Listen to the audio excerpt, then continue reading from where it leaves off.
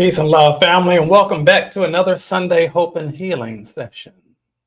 I'm Royce Fletcher Thomason, and we're here every Sunday at 1 p.m. Eastern Time to bring you encouragement, to bring you hope, and to bring you actual healing that we utilize a system of very powerful system of healing referred to as Transcending the Matrix, which is a holistic-based approach to healing that addresses every aspect of a person's beingness.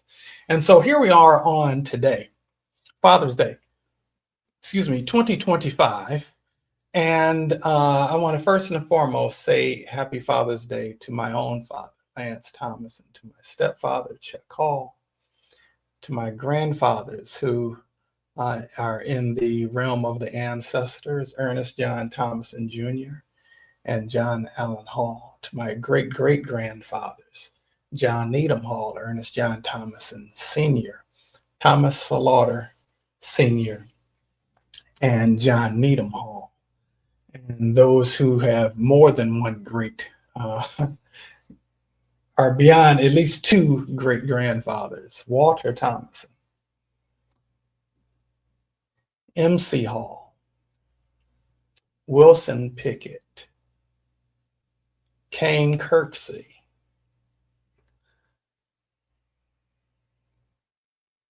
Frank Thomas, Hill Richardson. I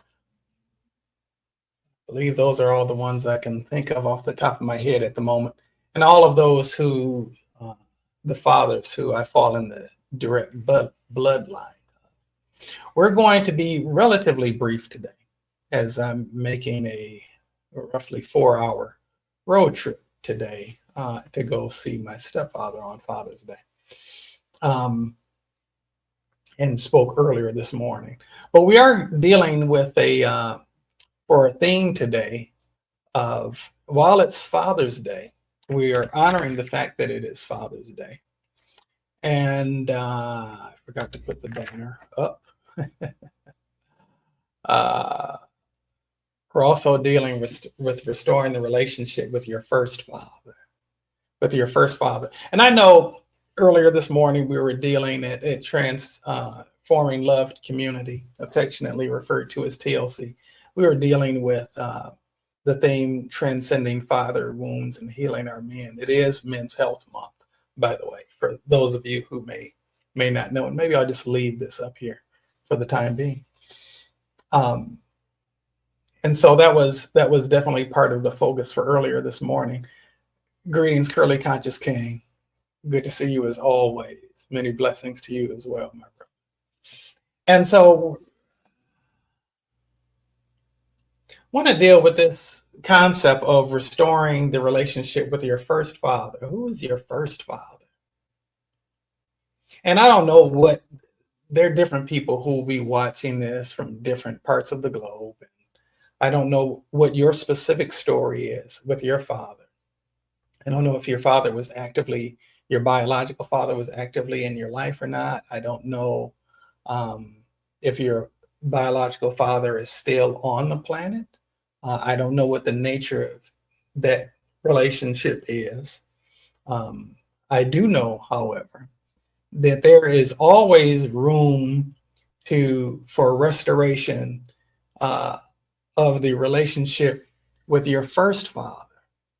Now, I have a biological father. I mentioned the names of my grandfathers. I mentioned the name of all 4 of my great-grandfathers, and even mentioned the names of some of the great-great-grandfathers, maybe even one great-great-great-grandfather. And I've had stepfathers and still have one today. But I want to put today's focus on restoring the relationship with your first father. And regardless of what your relationship might be with your earthly father, and if you have any issues with your earthly father, I want to suggest today that that's actually born of a deeper wound, and that is the relationship with your first father. Your first father, the complete source of your existence. Uh, Lord Yeshua, Jesus, referred to God as his Father. And even in teaching the disciples how to pray, he instructed them, start off with our Father, saying God is a Father. Now, this is not a diminishing or any attempt to be reductive as it relates to God, or to diminish the role of womanhood at all. At the end of the day, God is neither male nor female. God is not a man. God is not a woman. And scriptures say that God is a father to the fatherless and a mother to the motherless. And so there are masculine and feminine aspects within within the source of our existence and within all of creation. But I'm utilizing this as an opportunity to focus on that aspect, because in the in the language that has been used throughout millennia, God has been labeled as a father, been perceived as a father. Some people have issues with even perceiving God as a father because of issues that they have with their earthly father. And I want to suggest that actually the opposite is more of the root. Okay. And so, getting all of the other stuff kind of out of the way, every human being is the function of a seed planted into the earth. A seed planted into the earth. And that's the context in which I utilize this terminology of father, as it relates to our focal point for today, and restoring that relationship. One of the things that was discussed yesterday when I was speaking, shout out to Reverend Shirley Price Lawson, when I was speaking at Meditative Life Ministries in conjunction with their anniversary that's coming up next week, as well as Transforming Love Community. We were speaking there this morning. One of the things that came up on a couple of different occasions was the whole thing dealing with forgiveness. Cass, it's good to have you in the space today, my sister. One of the things that came up again and again, quite honestly, is forgiveness. Forgiveness. How many of you would feel comfortable even admitting to yourself that there is room in your life for you to forgive God? Think about that for a moment. I know that intellectually that seems preposterous. It seems absurd to forgive God. You might feel guilty about even contemplating the idea, even contemplating the thought. Who am I, you might say to yourself, to forgive God and all of God's utter supremacy and greatness and magnitude? You might even say to yourself, who am I to have an issue with God? You might have some thoughts regarding that. But I'm going to say to you unequivocally today that it is very important for you to forgive God. For you to forgive God and actively participate in the complete restoration of that relationship. Okay. And why do I say that you need to forgive God? Because there's some things that have happened in your life that you didn't feel good about. There's some prayers that you've lifted that you didn't like how they were answered, or you didn't think that they were heard. Just in the process of being born, there is something in your soul that has perhaps fragments of memories of a time before you came here, when you were existing in a state of peace. Before you came into this earth realm, where you were existing in a state of peace. And then you came into this world, into this earth realm.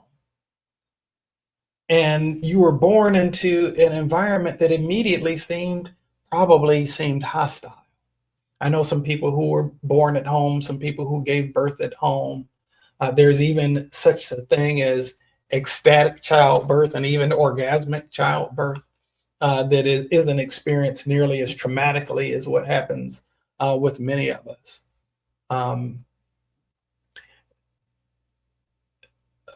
But with most of us, the first thing that happened when we came out is we ended up being smacked on the butt and forced to cry, is a way of seeing if we were breathing okay, which seems absolutely absurd, right? That seems absolutely absurd. And so there is something deep, deep, deep down inside of all of us that has some abandonment issues,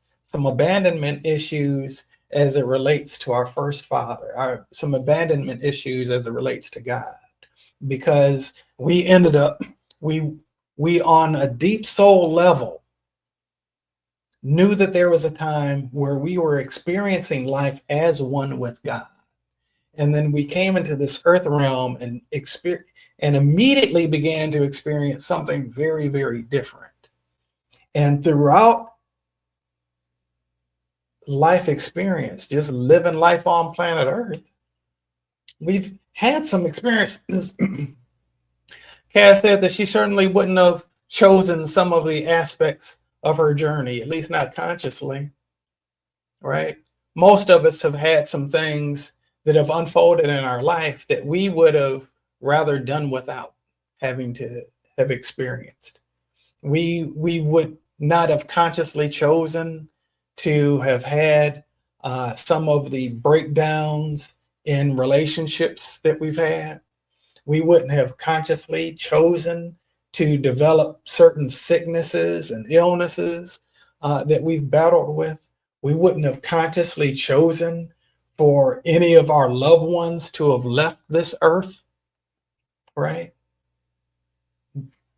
Some of us would not have chosen for people who are in positions of power to do the things, so-called power, to do the things they're doing, making the decisions that they're making. You know, there are a lot of things that we, if in our conscious mind, we would not have chosen, so to speak, right? And in the context of that, we often have these situations where we're wondering, where was God? Or we're upset with God because God allowed something to happen. Because God allowed something to happen. Maybe you experience some form of abuse, you know, maybe physical, maybe verbal, maybe sexual, you know, some form of abuse. And it might have even been at the hands of someone who was supposed to protect you, someone who was supposed to love you, someone whom you trusted, right? There may have been situations where you may have experienced some sense of betrayal, where someone that you had a relationship with violated that trust, crossed some boundaries, right? And I could go on and on and on and on. The point isn't to belabor those different things, but I do want to draw attention to, and let me just say real quickly, that it is okay. I want to give you permission. Not that you need my permission, but I want to give you permission to be able to allow yourself to own that you've been harboring some ill feelings towards God. Okay. Whether you think you should or not, whether you feel like you should know better or not, that's one thing. How you actually feel inside may be a completely different thing altogether. Okay. All right. And so in this context, we're endeavoring to restore this relationship, because when you're truly able to completely restore your relationship with God, and you're able to actually understand and make some sense of that in a broader, more elevated view, then you're able to love yourself more deeply. like Jesus said, and Moses before him, love your God, love the Lord your God with all your heart, mind, soul, and strength, and love your neighbor as yourself. Jesus said that, but he was actually quoting Moses. Moses had actually said that previously. You know, how do you love your neighbor as yourself if you don't first love yourself? And we talk about on Sunday Hope and Healing Session that at your core, your essence is God. Your essence is God. You're made of the same stuff as God. God is in your DNA. And while you might have two strands of that double helix of physical DNA, oh, there's several more strands of spiritual DNA. You are made of the same stuff that God is made of. And so greatness and wonder and all of these things are inside of you, perhaps waiting to be fully expressed, seeking outlets of expression through the living of your life and through the love that you bestow and through the peace that you may be able to embody, through the signs and wonders that you might be able to demonstrate and the miracles that might happen through you, right? Yeah. All of that's inside of you, existing minimally in potential, waiting to be actually realized and articulated or expressed, made manifest. Okay. And so you can't love your neighbor as yourself if you're not really truly loving yourself. And if you haven't found a way to be completely in love with the source of all light and all love and all life itself, then you aren't really necessarily in a position to fully love yourself, because your true self at the core is the grace, peace, power, presence, and love of God. Okay. And so speaking a couple weeks ago, I was quoting a scripture from the Bible, 1 John chapter 4, 18 and 19, that talks about how there's no fear in love, how perfect love casts out fear. And that because fear deals with torment or punishment. And if you haven't been made perfect in love, and if you're having fear, if you're operating in a state of fear, it's because you haven't yet been made perfect in love. And then it goes on to say in verse 19, we love because God first loved us. It is hard for us to really conceptualize what real unconditional love really is. We've had people tell us that they love us unconditionally, and yet we have situations where we have to reconcile that we're told by people that they love us unconditionally, but then there have been times where we haven't quite met their conditions and they withheld the love. And so that creates kind of a cognitive dissonance within us. And so even the concept of unconditional love, that's kind of skewed for us. Some folk may need to have a conversation with somebody who's had a near-death experience to be able to really get a greater appreciation for what real unconditional love actually is. A love that isn't based on anything but love itself. It's not based on how good you are, how well you meet someone's expectations, whether you get it right all the time or not. There's nothing you can do to earn it, and there's nothing you can do to chase it away, because it never fails. It just keeps on going longer than the Energizer Bunny. All right. Okay. And I know I've had communication with some folks who've had near-death experiences, and I've communicated, been able to receive from that communication their description of a love that was kind of incomprehensible, that far transcended anything, that they had ever experienced in this world. And I've read and viewed many, many, many, many, many other accounts of people who've shared something quite similarly about a love that is totally and completely transcendent. And a lot of people who, after experiencing that, didn't want to come back because they felt completely accepted, completely embraced in a way that kind of defies description, and didn't want to come back. And maybe they were told by someone that it's not your time yet. Maybe they had a choice and then they remembered, oh, they have children, and they got a sense of what their children would experience if they were not to come back, if they were to leave the planet at this time. And maybe a sense of love for them to want them to come back. Or maybe some others got a sense that they had a purpose for which they were to come back to Earth to share with people about this profound love and about how we really are all one, and we don't need to be getting sidetracked by all of the noise and distractions of life, and thus have all of this animosity towards people who look differently than us or who move in the world differently than us, or whatever the case might be, but to come back and deliver a message of love and of unity, of oneness, right? Okay. And so I'm going to, at this point, get into the actual healing portion of restoring this relationship with our first father. And so I invite you to join me in prayer as we get ready to get this started. And I hope to be done a little bit early today, because like I said, I've got about a 4-hour road trip to make to go try to spend some time with my stepfather today.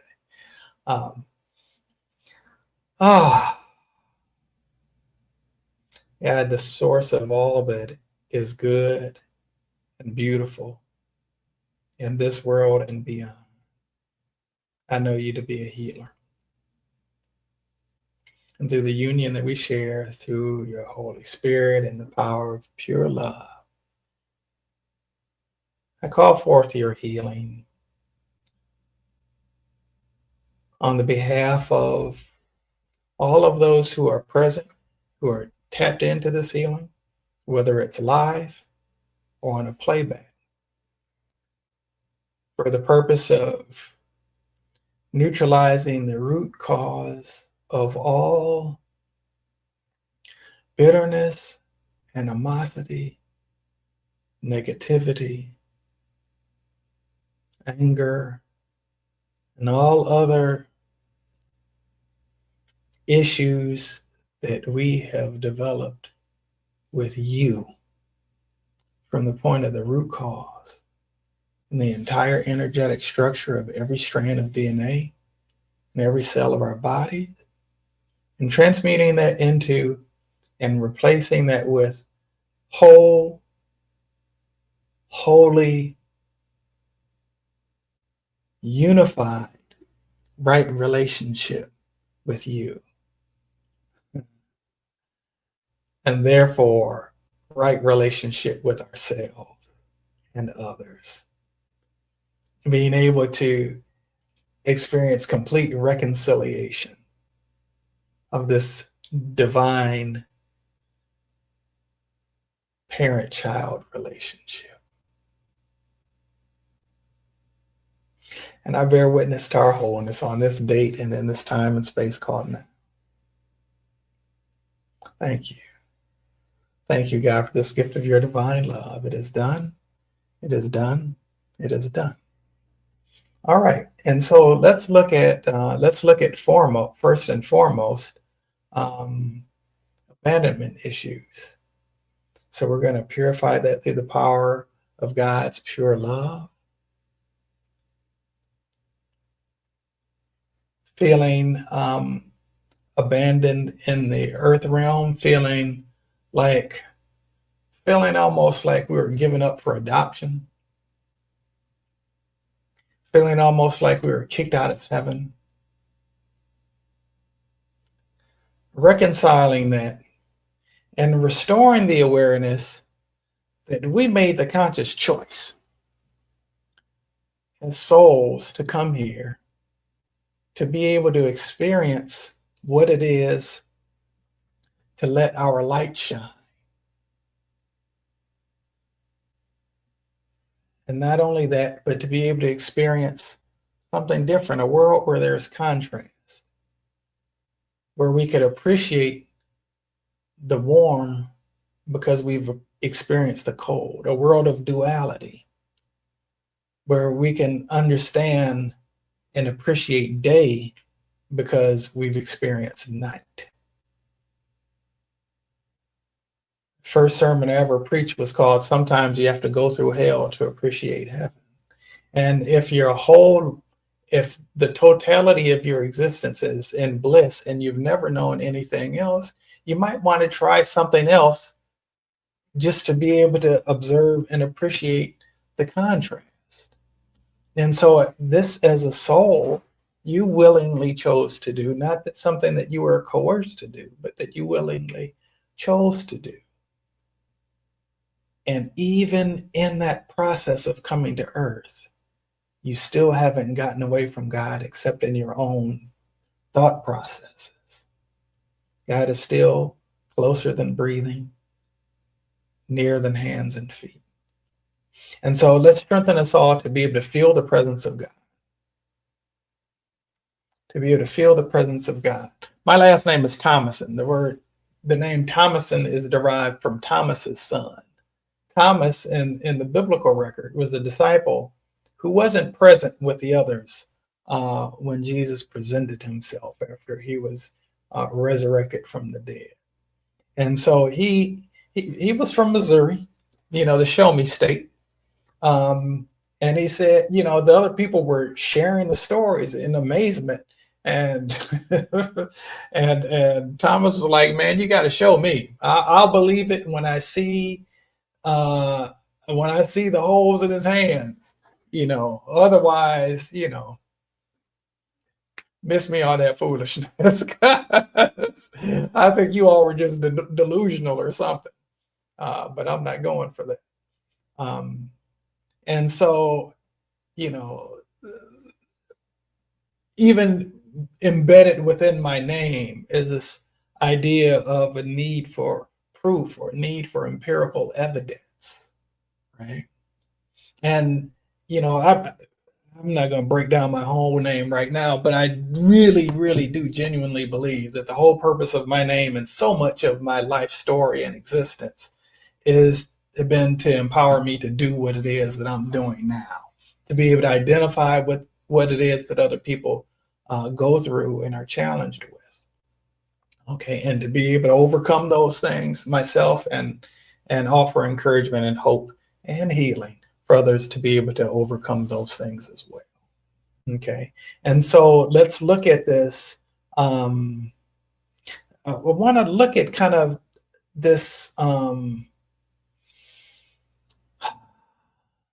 sense of spiritual defiance. So let's purify that through the power of pure love. In the places where did that sense of spiritual defiance come from? The sense of spiritual defiance came as a coping mechanism for feeling like we were left alone somehow. But even beyond that, ultimately, as a coping mechanism for dealing with our pain. So let's strengthen us where that's concerned. And really boost, fill in the gaps where that's concerned. Transmuting those what are now outdated coping mechanisms, or opening our hearts, our minds, and our awareness to a bigger picture beyond the one that we've seen. Okay. As human beings, we're seen from a very, very limited perspective. In terms of what falls in the category of visual light, there's a very small portion. Outside of that is a much wider array of things that fall into the realm of ultraviolet, infrared, microwaves, gamma rays, all of these things that we can't visually see, right? But they're actually there because what we're seeing is very narrow, it's very limited, but there's a much, much bigger picture, much, much bigger picture. So let's strengthen us for the opening of our eyes to be able to have a bigger picture perspective, more of a bird's eye view, nay, more of a heaven's eye view. Okay, so let's strengthen us for that, to be able to see a bigger picture from a higher perspective, to be able to see a bigger picture from a higher perspective regarding our own life, and to be able to look back and see how throughout life circumstances, there've always been those who've been placed in our path. Perhaps you being here with me sharing on this Sunday Hope and Healing session today is an example of that. There have always been people who've been placed in your path to support you on your journey, to bring a little bit of love, a little bit of encouragement, maybe to, kind of help lessen the blow of difficulties that you might have been through in your life. There's always been moments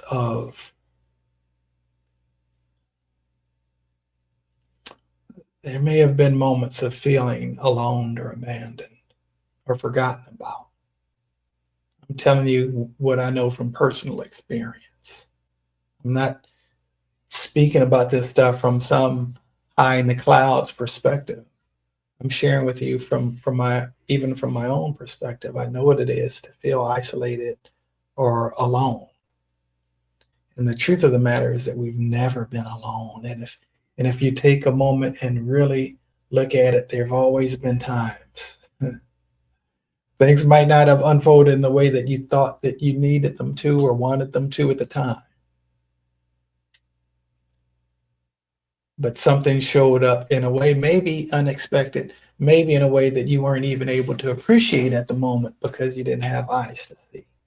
Want to strengthen us to be able to forgive ourselves for the moments where we didn't have eyes to see, to forgive ourselves for the times that we have, like spoiled children, had temper tantrums when things didn't go the way that we wanted them to forgive ourselves for the anger that we've had towards God, to forgive ourselves for the ways that we've withheld love from ourselves.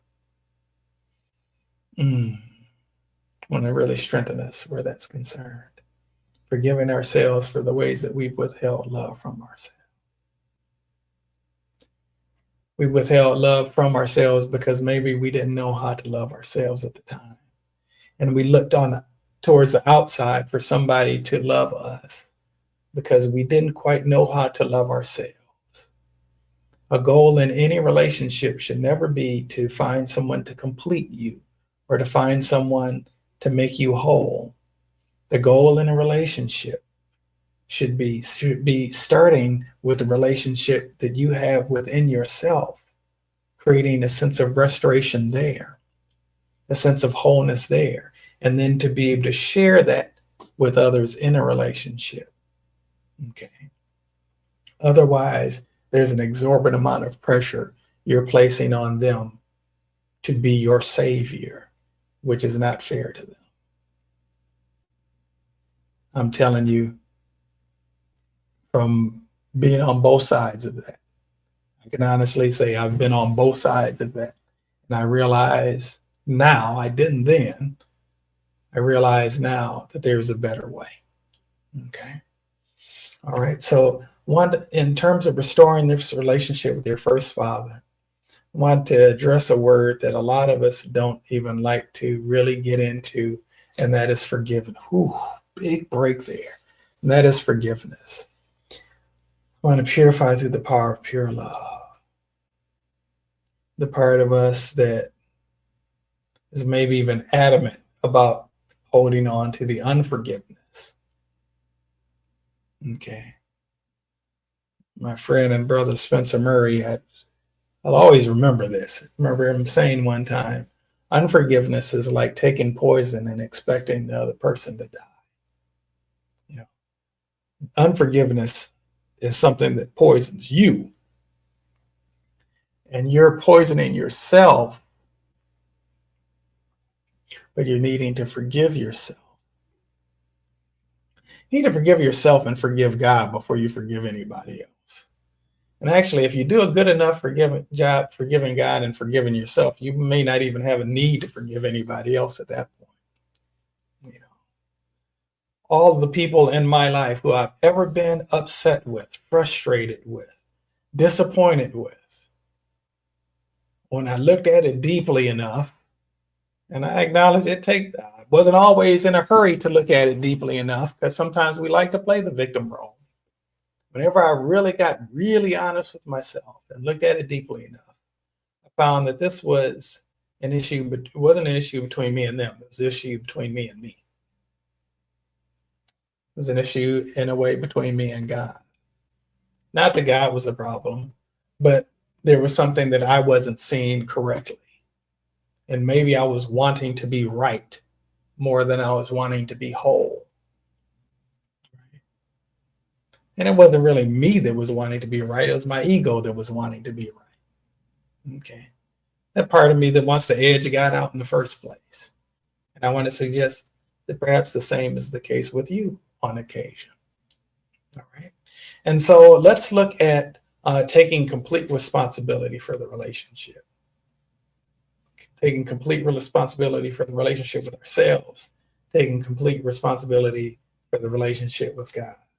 Now, that doesn't mean that we have to always be the one reaching out. Guess what? God is wanting to communicate with you far more than you are wanting to listen. I guarantee you that, no matter how deeply entrenched you might be on your spiritual journey, God is wanting to get through to you more than you are wanting to be reached by God. Okay, and so let's strengthen our sense of spiritual confidence. Strengthen our spiritual confidence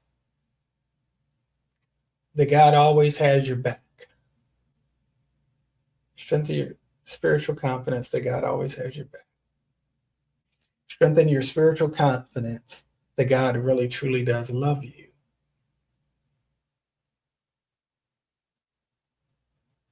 Strengthen your spiritual confidence that God has got you covered.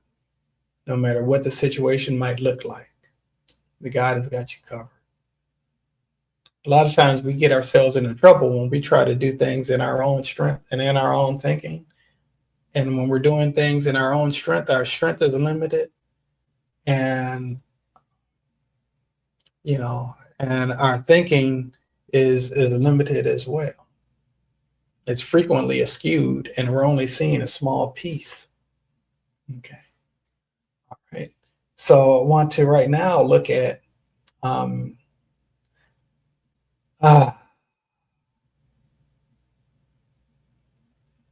willingness to be wrong. I want to purify that through the power of pure love. Strengthen our willingness to be wrong.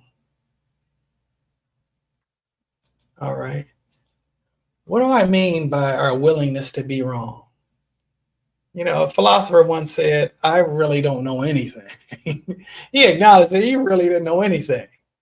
The only thing that really made him any smarter than anybody else is his recognition that he didn't know anything, whereas some folks think that they do know something. I have been teaching Transcending the Matrix for going on 22 years this year. And I am still a student of this. There's so much that I'm still learning. I've been teaching for 20-something years. But I can't tell you that I know it all. And I'm saying that as a recovering know-it-all. There's been a certain humility and real confidence isn't arrogance. Real confidence bears humility.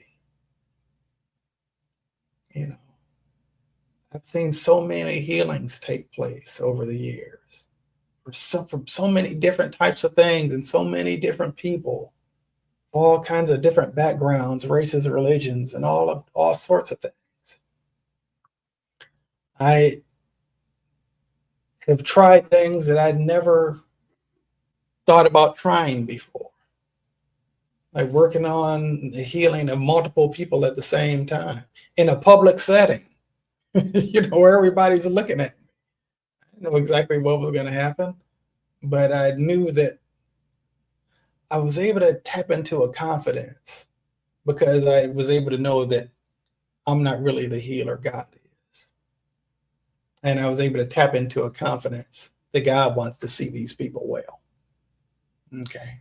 And that was able to make the difference. When I try to do a healing on myself, it doesn't tend to work out. A healing not on myself. When I try to do a healing just with just myself, it doesn't work out so well. I'm not the healer. I'm a vessel of healing. God is the healer. All right. And so let's look at a willingness for you to let God into the places where you've been afraid to let God in. I purify that through the power of pure love. Willingness to let God see the things you haven't wanted God to see. I got news for you, baby. God already knows. You aren't hiding anything from God. You are just playing a game with yourself, like a little child covering their eyes and saying, you can't see me. Just because they can't see you doesn't mean that you can't see them. And it's the same way with God.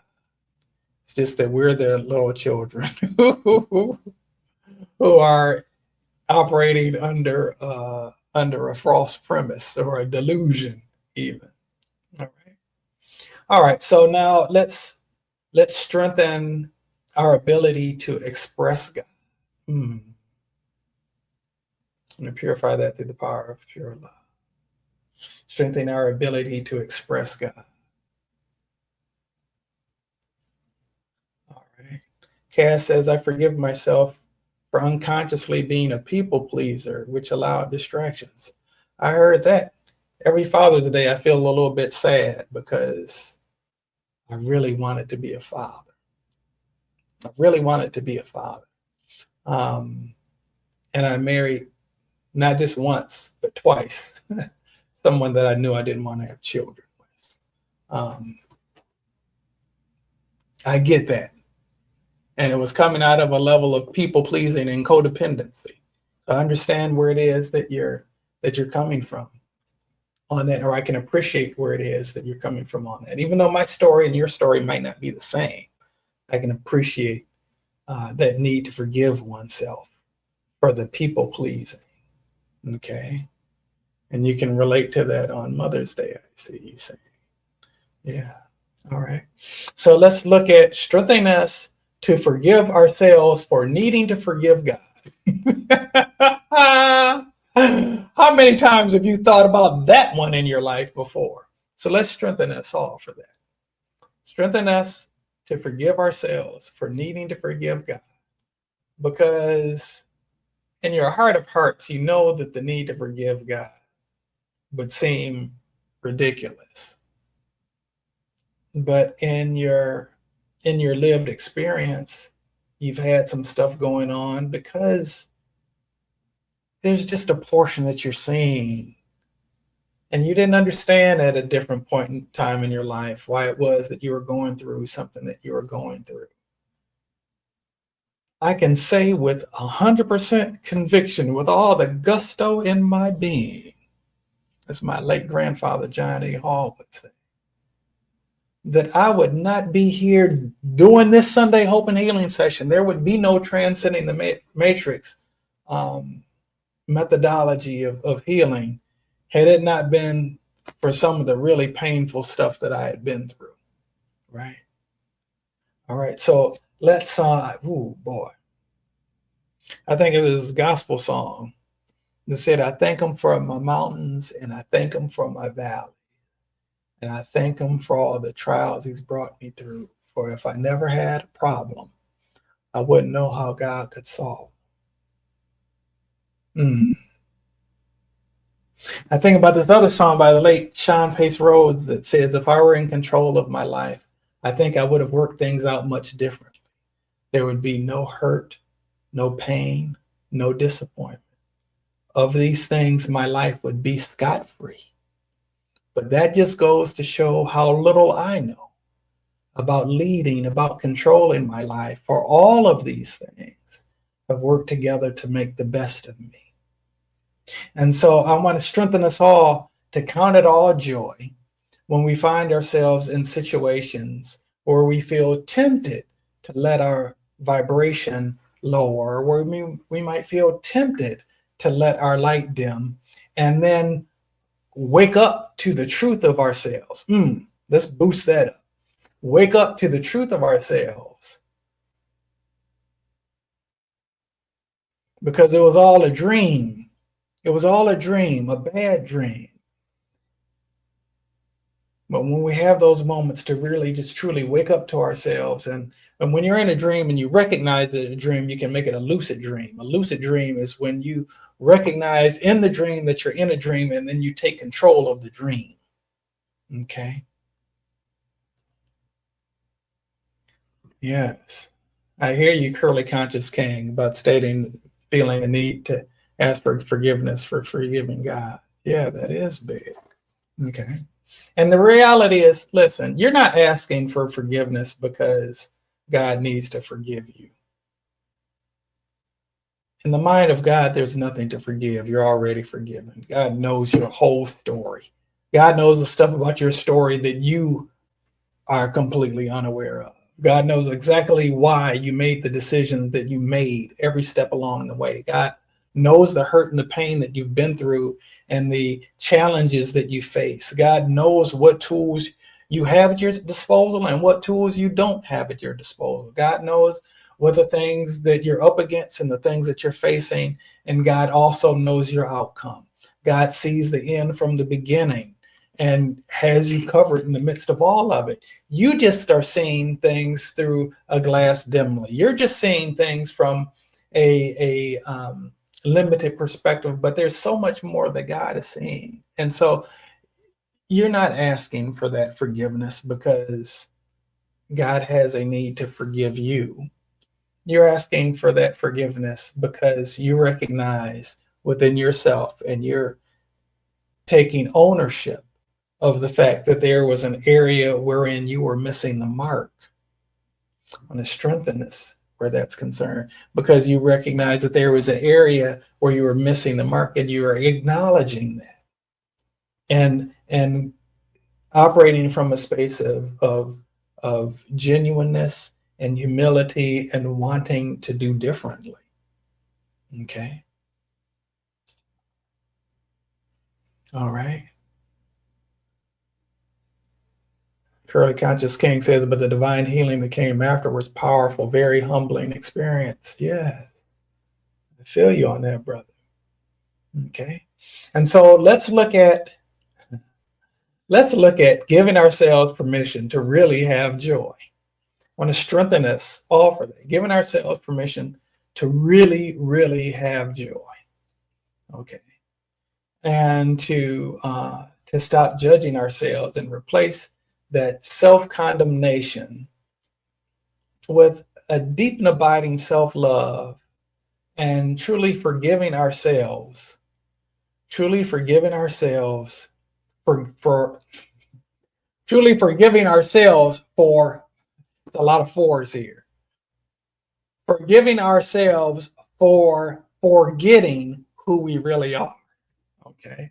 Strengthen us all where that's concerned, and replace that with actually really remembering who it is that we really are, and giving our former selves grace, extending grace to our former selves, extending grace to the former versions of ourselves that were less aware,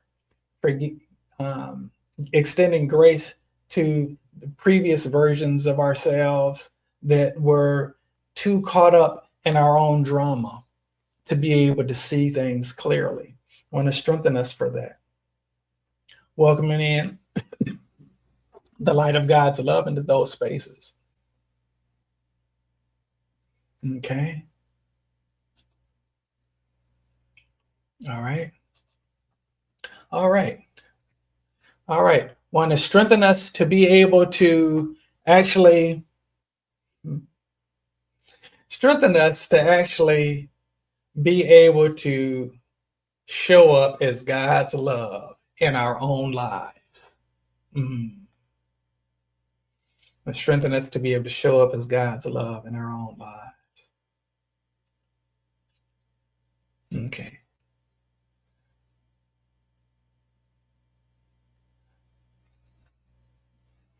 I once heard, I've heard several people, several fathers, today's Father's Day. Shout out, by the way, to my brothers who are fathers, Damien, Devin, Jonathan, Jake, and my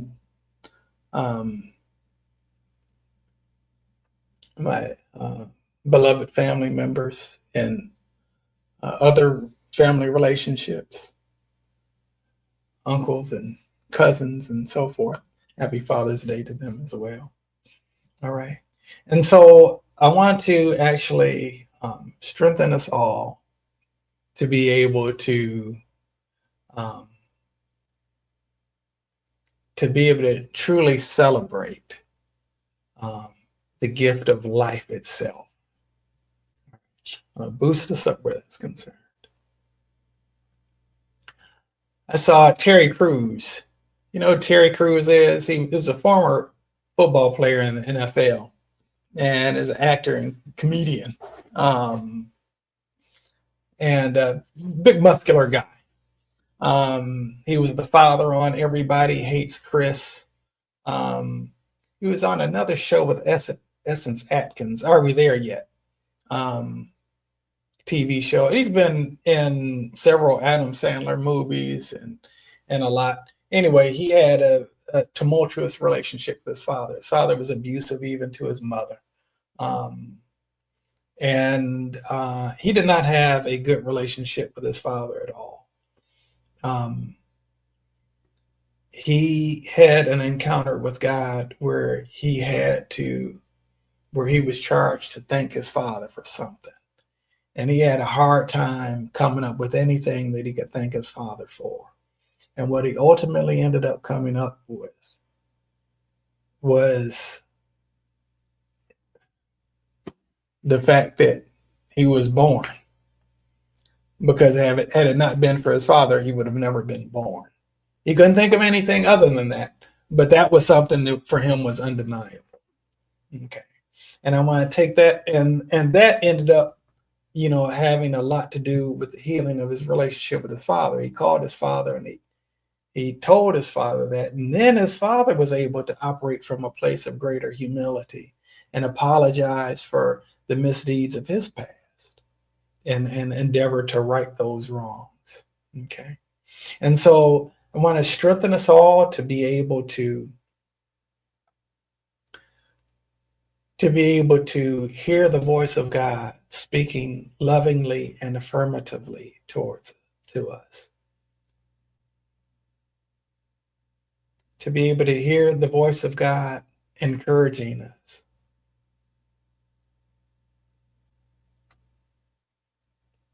And to be able to see the hands of God at work in our lives. To be able to have the perceptive capabilities to be able to perceive the hands of God at work in our lives, to be able to experience God providing for us.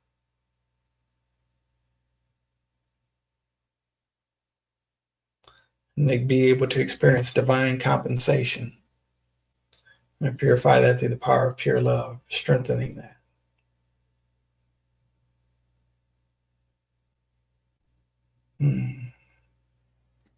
All right. All right. And then I want to do this one, and then we're going to close out. Want to strengthen us all.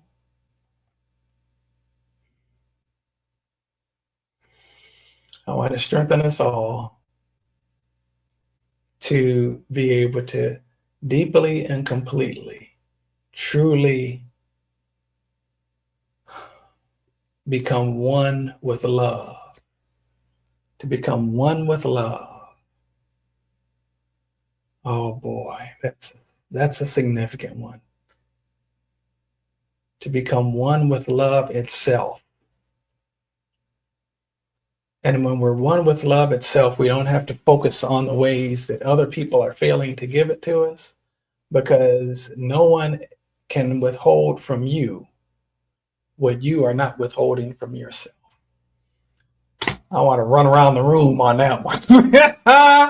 All right, well, strengthen us all where that's concerned. To really be at one with love itself. God, thank you so much for the healing that's taking place today, as we've been about the business of reconciling a relationship with our first father, our relationship with you. Recognizing that you didn't do anything wrong, and maybe in some sense we didn't do anything wrong either, but we were seeing things wrongly. So thank you for strengthening us and helping to correct our vision, our awareness, to be able to see things from a different perspective than we had seen things before. And thank you for the healing that comes in that. Thank you for your love for all of those who are here today, who are receiving this and who have opened their hearts and their minds to this healing, to be one with love, to be at peace within themselves. Thank you for these and all other blessings that you shower upon us. In Hashem Yeshua HaMashiach, Ashe and Amen. All right, beloved. It has been so wonderful being here with you all today. Show up as God's love in our own eyes. Yes. Yes. It's been wonderful being here with you all today, as it always is. I know that I have shared, and here it is, scrolling on the bottom of your screen. In 2 weeks, we'll be having the Transcending the Matrix class. I'm so looking forward to that. And it's going to be on Zoom. So we'll be having people tuned in from all over the place. It really is a life-changing experience. Truly is a life-changing experience. If you're at all interested in it, reach out to me at Royce Fletcher Thomason on Facebook or Royce Fletcher Thomason on Instagram. You may want to send me a friend request if you do that, actually, because sometimes if we're not connected, it doesn't necessarily show up in my main inbox. So just keep that in mind. Pam, good to see you in the space today. Okay. I